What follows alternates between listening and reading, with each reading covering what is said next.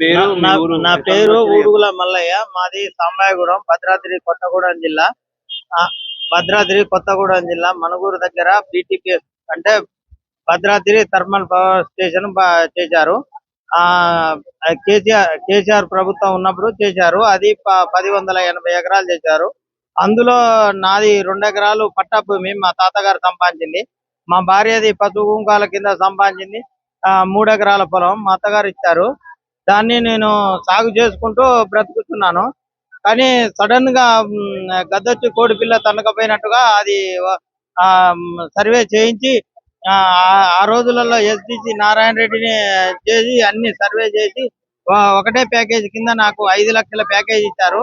పట్టాలు మొత్తం అప్పుడు ఉన్న జేసీ దివ్య గారు రిజెక్ట్ చేసి పట్టాలు ఇక్కడ గిరిజనేతరులు బతకకూడదు అని, మా కులం యాదవ్, గిరిజనేతరులకే కానీ గిరిజనులకు మాత్రమే కానీ గిరిజనేతరులకు ఇచ్చేది లేదని అన్ని రిజెక్ట్ చేశారు. పట్టాలుగా మాకు కొన్ని రోజుల హక్కులు ఉన్నాయి. మాకు ఒక్కొక్క ఎకరాకు 1,00,000 రూపాయలు లోన్ గా ఇచ్చారు.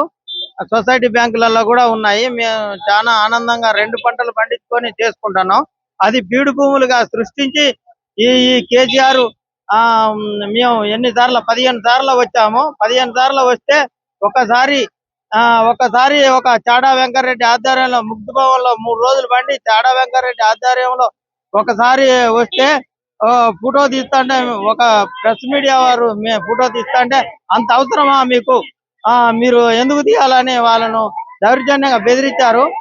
ఆ రోజు తుమ్మల నాగేశ్వరరావు గారు కూడా ఉన్నారు. వాళ్ళను కాళ్ళు కూడా 2 సార్లు మొక్కినా కూడా మేము ఆయన స్పందించలేదు.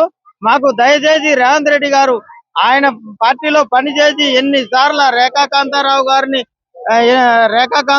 గారిని అడిగినా కూడా చేద్దాం చూద్దాం అని అన్నారు. అప్పుడు పై వెంకటేశ్వర్లకు కూడా ఎన్నో సార్లు మా ఎమ్మెల్యే పై వెంకటేశ్వర్ల గారు అప్పుడు వైఎస్ఆర్ లో గెలిచి టిఆర్ఎస్ లోకి వచ్చారు. వాళ్ళకి కూడా విన్నవించుకున్నాం. నా భార్యకు మాత్రం ప్యాకేజ్ ఇవ్వలేదు, ఏమి ఇవ్వలేదు. అన్యాయంగా నాది ఒక ప్యాకేజ్ ఇచ్చారు. నాకు కాలు యాక్సిడెంట్ అయ్యి నానా బాధలు పడి కోర్టు కేసులు వేసి తుమ్మల నాగేశ్వరరావు కలిసి ఎన్ని చేసినా కూడా ఒక్కసారి మాత్రం సెక్రటేరియాకి పోతే మీకు జాబులు ఇస్తామమ్మా, మేము అన్యాయం చేయమని కేసీఆర్ చెప్పిండు. అయినా కూడా ఇక్కడ చెప్పింది ఒకటి, ఆడ చేసింది ఒకటి. చేసి గిరిజనేతరులు ఎవరైతే ఉన్నారో వాళ్ళ మొత్తం కొట్టేయమని పట్టాలు కొట్టేసి ఏమీ చేయలేదు. ఇప్పుడు మేము ఇక ఇసుకు ఏసారి మన రేవంత్ రెడ్డి గారు దొంగదొరలో భర్తం పట్టుదని అన్నారు కాబట్టి అదే మాట ఈయన మేము రేవంత్ రెడ్డి గారికి చాలా నమస్కారాలు చేసుకుంటాను. ఇప్పుడు మేము వచ్చి ఆ దొంగదొరల భర్తం పట్టే మనగాడున్నాడని వచ్చినాం సార్. మీకు ధన్యవాదాలు. మాది పరిశీలన చేసి మాకు పట్టా ప్యాకేజీ R&R ప్యాకేజీలు అన్ని ఇప్పించగలరని బాధపడుతున్నాం సార్. మా పిల్లలకు చదువులు కూడా ఇబ్బందులు అయ్యి కాజీ లేబర్ పని చేసుకొని మా భార్యలు పిల్లలను చదువుకుంటున్నాం సార్.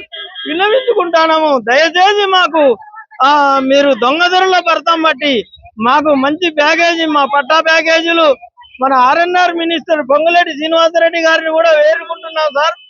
మా సమస్యలు అందరి తరఫున నేను కోరుకుంటున్నా సార్.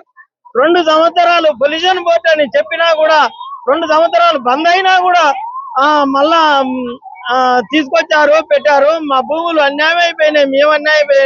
మా అందు దయచేసి రేవంత్ రెడ్డి గారు మాకు న్యాయం చేయగలరని కోరి ప్రార్థిస్తున్నాం సార్. జై హింద్.